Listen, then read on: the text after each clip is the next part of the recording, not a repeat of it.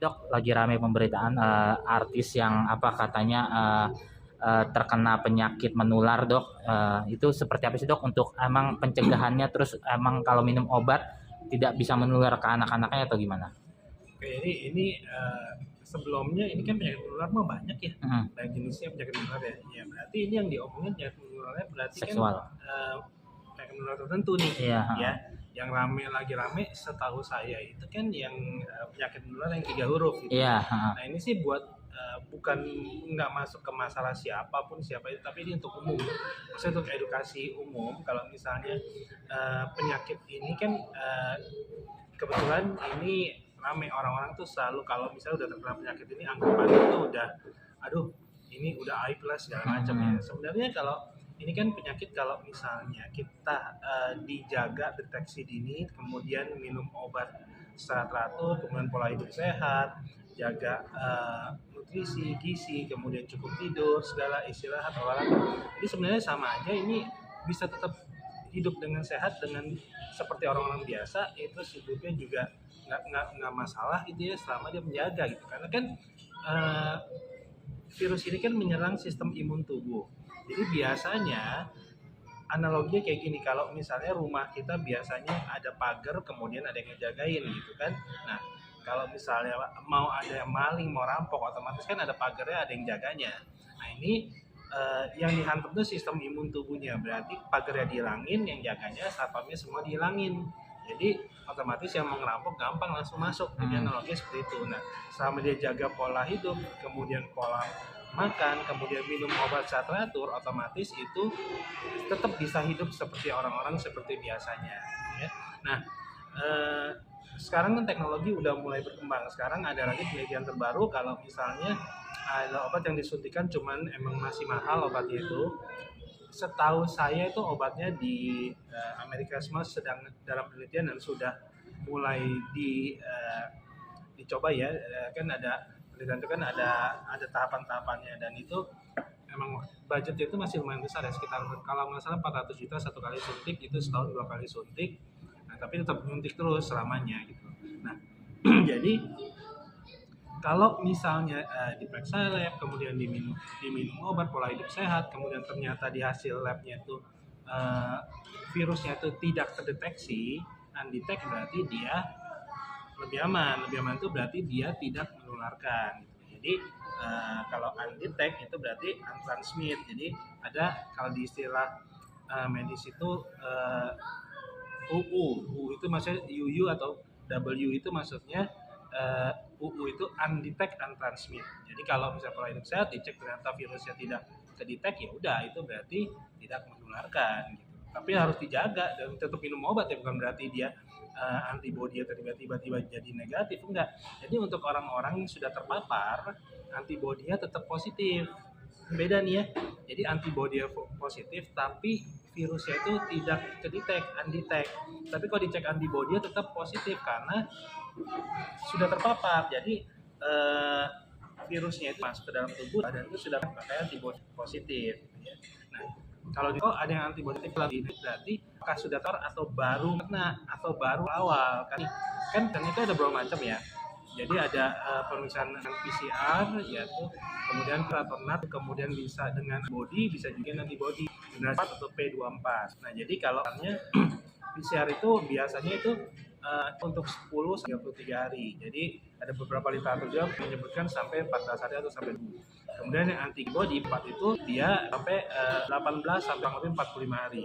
Nah, yang antibody itu terdetek itu 23 sampai 90 hari. Jadi bisa nanti kalau si PCR-nya antigen antibody-nya positif, tapi kemudian antigen antibody P24-nya positif, PCR positif, ternyata antibody-nya itu masih negatif bisa, karena kan dia sampai 90 hari. Gitu ya. Jadi, tapi begitu udah terkena, bodinya tetap positif. Tapi virusnya yang undetect atau tidak terdeteksi dan itu tidak terdeteksi berarti undeteksi jadi tidak menularkan. Tapi ya masih cuma seenaknya. Oke, dok. Itu yang saya ya. Oke, dok. Dok, ini penyakit TB ini mungkin dalam kategori sebenarnya bisa bukan secara total sih sembuh gitu ya, ketika memberikan hilang gitu. Bisa seperti itu dok atau proses nggak bisa sembuh tapi harus Terapi. terapi imun gitu.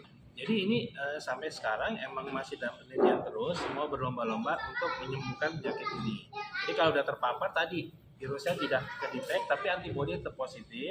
Nah, kalau sampai sekarang, kalau untuk penyembuhan total virusnya hilang dari tubuh sampai sekarang masih belum ada, penelitiannya masih berjalan, belum sampai ke situ. Jadi belum ada evidence base yang menyatakan kalau pengobatannya benar-benar menghilangkan virusnya dari tubuh, itu belum ada. Tapi ya sekarang lagi terus teknologi ilmuwan masih terus dicoba untuk menemukan. Makanya ada kemajuan dari yang minum obat sekarang udah mulai suntik kan. Nah ini malah penelitiannya untuk orang-orang yang menggunakan suntik itu kemungkinan untuk terkena pun lebih kecil.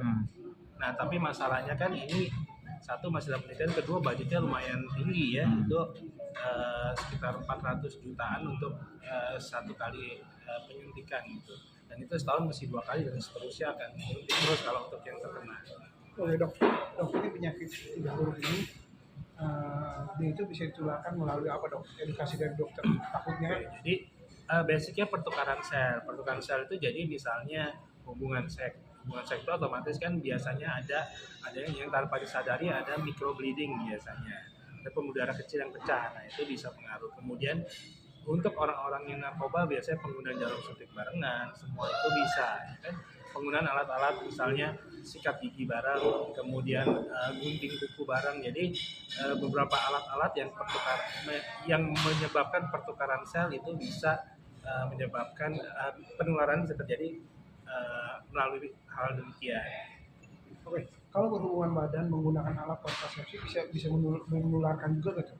Jadi emang kalau untuk tadi berhubungan badan, hubungan seks itu menggunakan alat kontrasepsi itu emang disarankan untuk mencegah penularan. Tapi untuk 100% kita tidak bisa menjamin.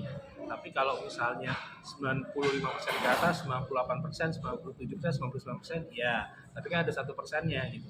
Jadi kalau diharapkan emang buat edukasi, ya sebenarnya diharapkan ya kalau bukan dengan pasangannya jangan melakukan sembarangan gitu ya. Tapi kalau melakukan sembarangan atau ganti-ganti segala macam itu harus menggunakan alat kontrasepsi. Nah, yang paling bagus ya tidak melakukan begitu, tidak berganti-ganti pasangan. Oke, dok, perbedaan HIV dengan AIDS ini apa? Kata-kata HIV itu kan virusnya. Nah, kalau AIDS itu kalau misalnya HIV yang tidak diterapi atau tidak diobati akan masuk ke penyakitnya namanya AIDS.